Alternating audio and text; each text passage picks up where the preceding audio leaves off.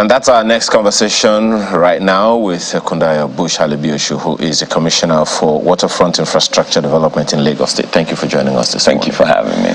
Well, there are many people who cannot ride on water, so that must be a courageous thing that you did there. But I was one of them. Oh, you were one? I was one of them. Until you got the job. Yes. Okay, now, perhaps for some understanding, yes, when we talk about waterfront infrastructure, for those who are completely or maybe even slightly unaware, what are we talking about? We're talking about different functions as established by law of the State Assembly. When it comes to building of jetties, building of terminals, channelization, amongst many other things, dredging activities, land reclamation activities, and so on.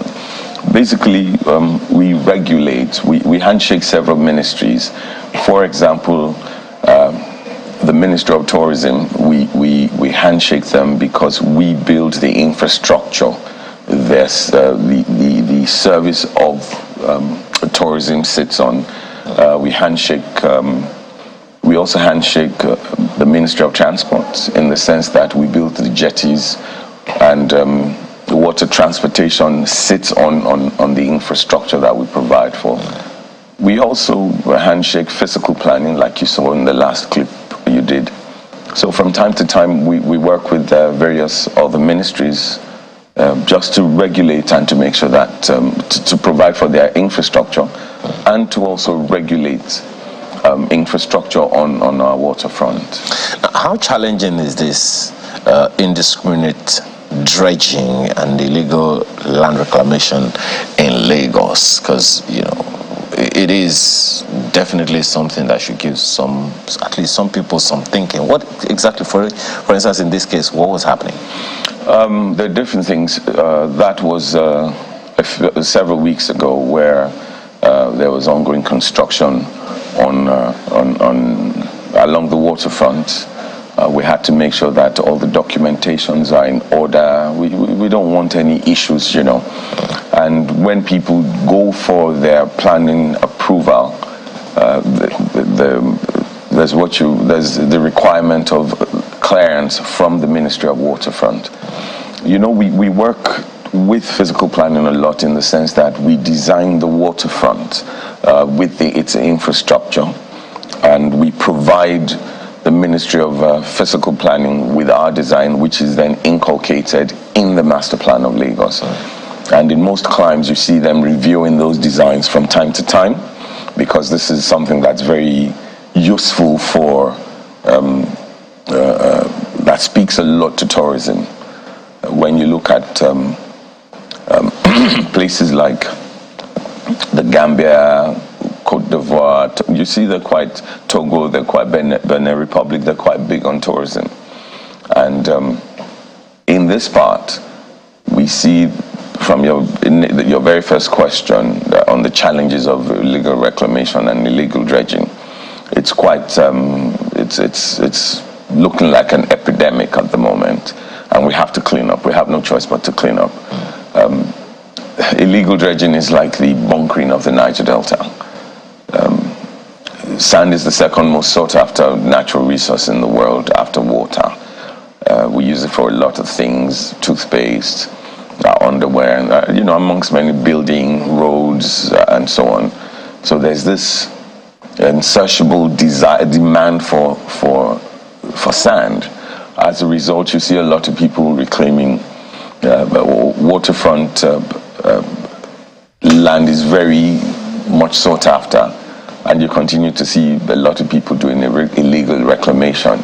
And of course, for you to reclaim means you have to dredge, and it has its impacts. It's one of the reasons why we don't see too many beaches at the moment. We have to dredge, but the issue is it has to be controlled. But just like oil, we need oil, but it has to be controlled. One of the things that a number of people might be saying is that in most cases, government agencies are culpable. For instance, the story that we saw a little earlier of that, some building had already come up. Someone must have been observing. There are those who might also point to the negligence of government agencies who are supposed to be monitoring these activities. If, for instance, the job has gotten to quite some distance and no one was able to do anything about it until the time that you had to go there, then there's a lot of questions to ask. That building, for instance, didn't come up under 1 week. Must have been a number of months and a number of other things like that. So who is monitoring? Well, how is the monitoring done in such a way that that kind of building will come up that high and your ministry is just finding out? Well, to be honest with you, anywhere you go to in the world, you'd always encounter things like that. Maybe not that high, but you'd always encounter such things. And that's why there's the need for that oversight function that we did. There's need for adequate monitoring on one hand. And then on the other hand, you have different ministries, you have different government agencies, not just ministries, at the federal level, at the state level. And I've seen different cases of people who are actually trying to be mischievous or who have actually tried to be mischievous. I have seen cases of people who are not sure that we've had to enlighten further and better. Some are just of the opinion that you need certain clearances from just the federal government, not realizing that you need those clearances as well from the state's government as well. So there are different reasons why different infractions are committed, and that's why we also have we have penalties based on the intention. You can always tell the intention. You can't jump on water and start to reclaim land. For example, there are two reasons why people dredge: to either reclaim or to stockpile. We've seen cases where people actually reclaim land claiming to be for the purpose of stockpiling. And what happens is when they're all sold out, what happens to the land? Who gave you the permission to have done that in the first place? So now there's some level of synergy happening, and that's why, well, since I got there, the team I have at the Ministry of Waterfront have been quite very, very supportive. They've been cooperative, and that's why we've been spending about 3 days on water on a weekly basis, and that has helped us capture.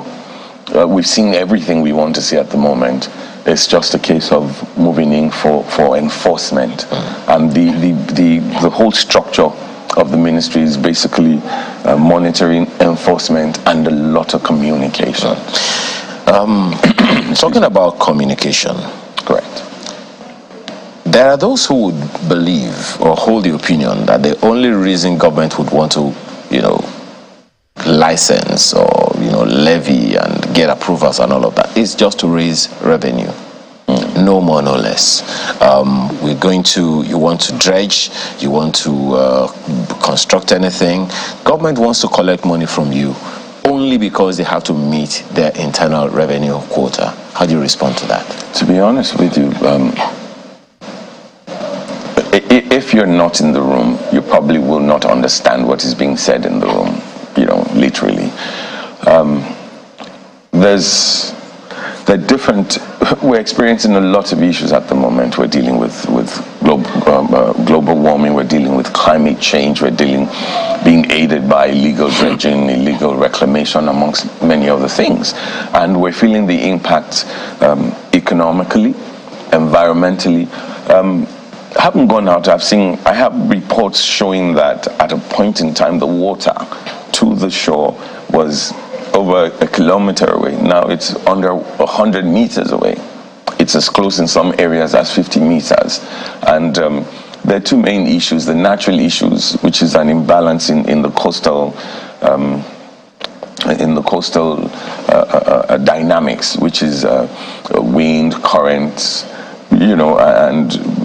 and then you have the issue, the man-made issue, which is causing a lot of problems. Now, if you go to a place called Okunde, which is along the Oniru axis, you would see that because of the constant dredging, the indiscriminate dredging,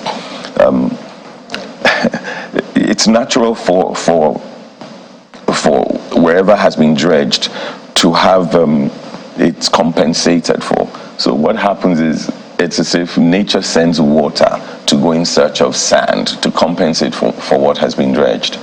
And the very first point of call are the beaches. Once it mops up the sand there, where does it go? It goes onto the roads, it goes to properties and things like that. Now, there are several things we would have to do, amongst other things. It's not just a one-stop shop thing. You have groynes, and that's what you see. So far, Lagos State has done about 7.3 kilometers of groynes, which are rocks that have to be arranged in a particular way. And then the Eco-Atlantic City has also put in place about 7.2-ish. In total, we have about 15.5 kilometers of groynes, and we have 180 kilometers of coastline to place them in. 1 kilometer. 1 kilometer is about several months ago was about average cost of about 11 point something billion naira.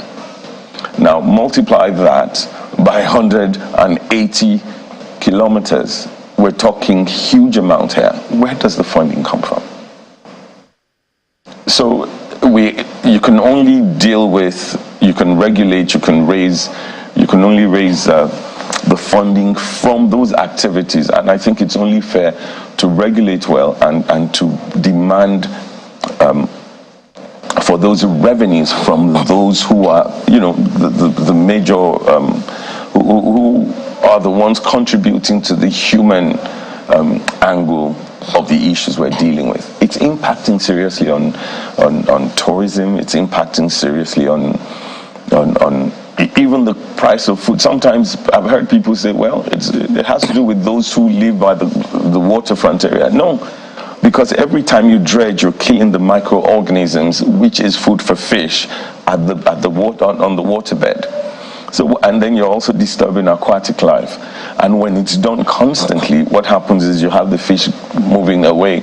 The fishermen have to go through a lot. It's affecting even the fishermen economically. Fish you ordinarily would probably have had to pay 500 naira for, you're paying about 7,000 naira for, because of what they have to go through. So it affects all of us eventually. Sometimes there are those who are watching right now, and one of the opinions that they have is that there are three classes of people in our society. Correct. First, there is government, then there is the people, and then there are those who have the privilege of access to power. So if those if it's government that does it, it's okay. Those who have access to privilege of knowing someone in high places like maybe yourself and all of that, government agencies give them orders, they don't obey those orders. But if it's the ordinary man who doesn't know anyone or have anyone in any privileged office, they can not get away with it, and then your people will come down hard on them. So how are you managing those ones as well? Because at the end of the day, anyone who does it, there should be no exceptions to the law. No one should be above the law. I absolutely agree. I haven't experienced that, and fair is fair. I should let you know that since resuming office, there hasn't been anything that I have asked of the governor that he has not granted, to say you have to go after what's happening when the heavens fall. It's not just going to fall on certain people, it's going to fall on everybody. Who are the first people to actually feel the heat? They're the people who live by the waterfront areas. And these are the people you're talking about being close to government, because those are prime properties, and they're the ones that the governor is saying, listen. There have been a few cases where even the governor has had to go physically to say, get that out of there, get that out of there, get that out of there. He's given marching orders to say, listen, get the job done by any means necessary. But I can understand that certain things we've gone through a lot to get where we are right now. So we understand that to a certain extent, you expect certain things. there are people who are gifted with the ability to see things that have not started to exist. And there are people who are gifted with the ability to see things that would never exist. So in some cases, I'm not saying it doesn't happen. I'd be a hypocrite to sit here and say those things don't happen. But I haven't experienced that. That's the much I can say. I think it's only fair to say the much that I know. Now, you talked about communication. Correct. One of the reasons that is important is that generally trust between government and the people has greatly ebbed, and building that is a lot of work. In the areas where you are concerned, how are you intending, or how are you working on that? Particularly because a large chunk of the people that you have to deal with are in rural areas. The Ekwe axis, Badagry axis, Butemeta axis. Most people, you have larger populations of people living in undeveloped areas. The Butemeta axis, for instance, and all those other areas. How are you going to communicate to them in a way that they will understand what you're doing and trust that you have their interest at heart? One of the things I've realized, I've been at this for a while, and one of the things I've gotten to realize is people support you for different reasons. If you're a known name, there's some level of trust there. If they believe you know what you're doing, much more level of trust. If they know that you're qualified to do what you're doing, and that's the reason why if somebody were to slum here and somebody just comes and says, listen, do this, I'm a medical doctor, they trust your intentions. Now, of the 20 local governments in Lagos, 15 of those 20 local governments have water going through them. So it's not a case of just being rural areas. We're talking 3/4 of Lagos has water running through it. And if we don't do anything about it, it's actually having to put things before them. And what we're doing right now is also some level of communication to those who are listening to understand its impact. It's affecting things like employment. How do I mean? Gambia has a population, I love using Gambia, has a population of 2.1 million people.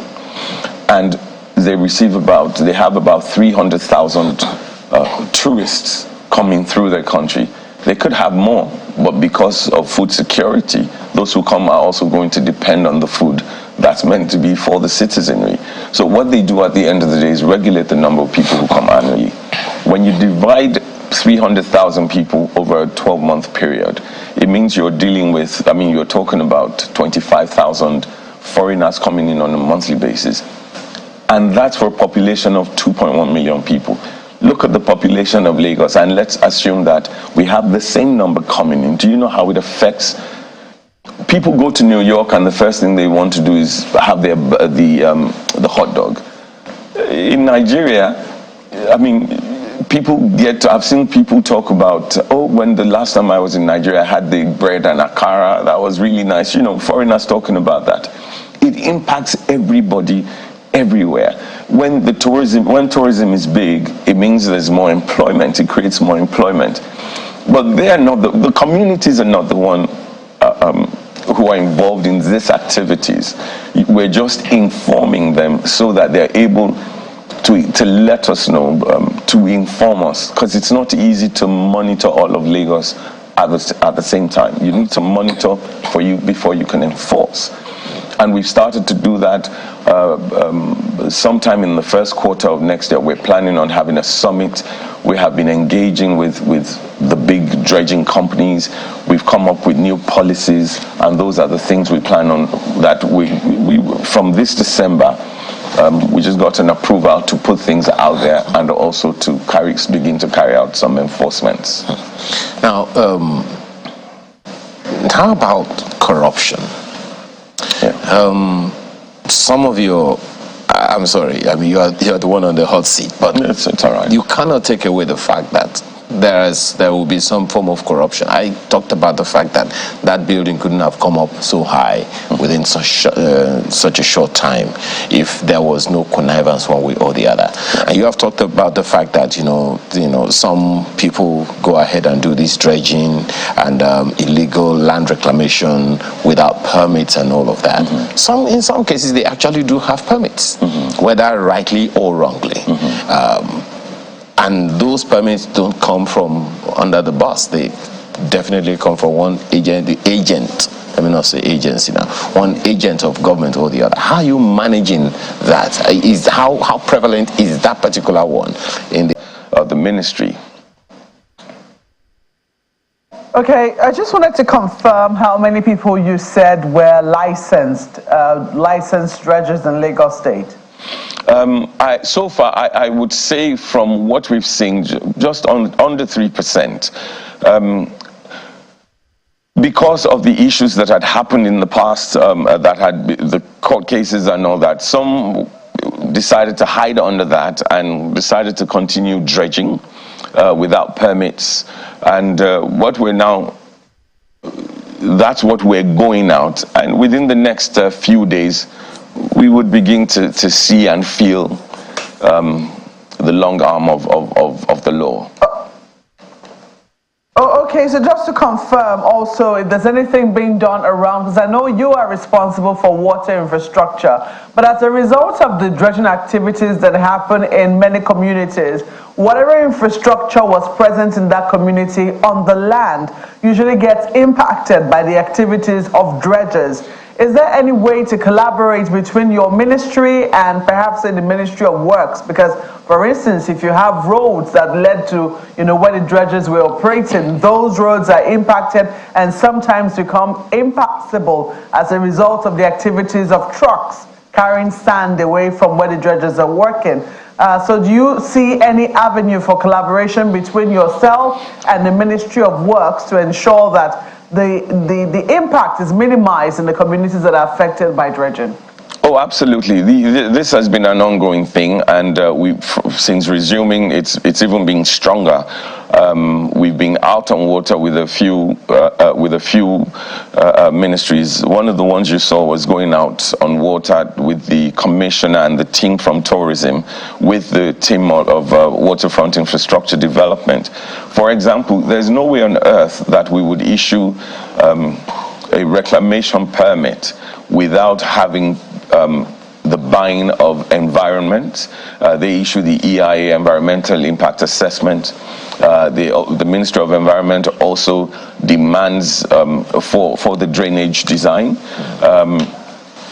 Physical planning also, we inform them and we work with them. We get their sign off when it comes to the urban development and things like that. Works as well. We have several meetings. We've had several even with a couple of weeks ago, we had a roundtable, physical planning, Ministry of Transport, the Lands Bureau, Waterfront Infrastructure Development, Office of the State Surveyor General, and these are meetings that we have regularly.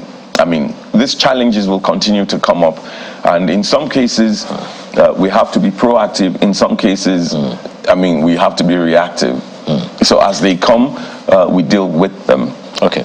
Well, if you can take this under a minute or so, there is this conversation going on between the Lagos State government and some beneficiaries of some residential work, regional waterfront development, regional waterfront estate and stuff like that.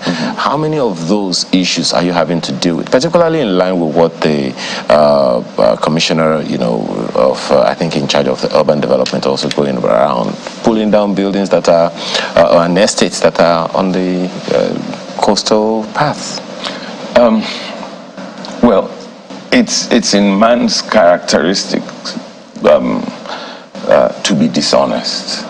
And I'm sure you'd agree with me that in mosques and in churches, not everybody who you worship with abide by the rules of God. So where they don't abide by the rules of God, what do you expect to happen with the rules of man? And the only way we can make sure that we are able to effectively come up with a sane and a sane, decent, and workable society is just to make sure that we enforce well. And what you saw, the Ministry of Environment do pulling down properties. He didn't pull down properties that had the permits, the necessary permits. He pulled down properties that were constructed or built on drainages, amongst other things. And the moment some of these buildings were pulled down, it became a completely different ballgame. I lost the number of hours we lose to traffic.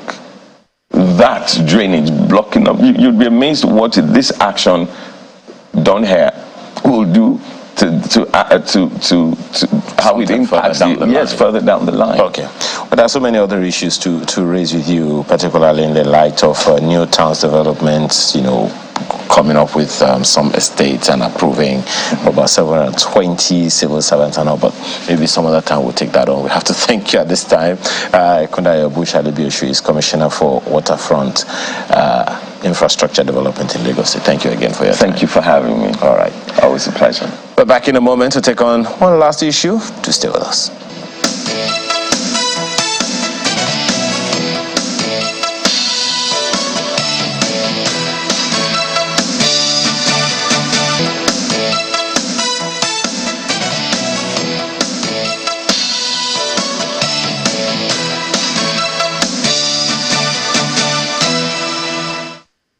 All right, let's take a look at some messages. This one is from Kelson, who says, one of the guests said the president should make himself more available.